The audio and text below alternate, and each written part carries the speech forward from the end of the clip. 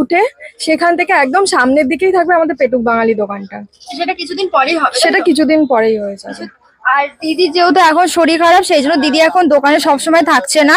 তো দায়িত্বে থাকছে হলো ভাই আর এর বোন মিলেই দায়িত্ব নিচ্ছে, ওরাই রান্না বান্না দোকান সবকিছু ওরাই এখন হ্যান্ডেল করছে। হ্যাঁ হ্যাঁ। তো দিদি এখন ওই যেটা তোমরা শুনলে, তো দিদি এখন শরীর খারাপ বলে দিদি এখন সবসময় থাকছে না, ভাই আর বোন সবাই ওরাই করছে। তো তোমরা সবাই এখানে চলে আসো ঝটপট, কারণ এখানে খুবই সত্যি আমার মানে এত কম দামে এত ভালো খাবার সত্যি আর অন্য কোথাও আর আমি খেতেও পাইনি, অন্য কোথাও আমি দেখিও নি। যাই হোক, দিদির কাছে এটা জেনে নেবো যে দোকানের টাইমটা কখন? আমাদের হলো বিকেল 5টার থেকে রাত্রি 10টা অবধি আমাদের টাইমিং থাকে দোকানে। আপাতত এখনো দোকান বন্ধ করার মতন কোনো দিন সিদ্ধান্ত নিইনি, কিন্তু এটা পরে সেটা ভেবে নেওয়া হবে। আপাতত এভরিডে খোলা থাকবে। হ্যাঁ, সবাই আসবে, এসে খেয়ে যাবে, ভালো লাগলে অবশ্যই বলবে। এটাই। ঠিক আছে, চল।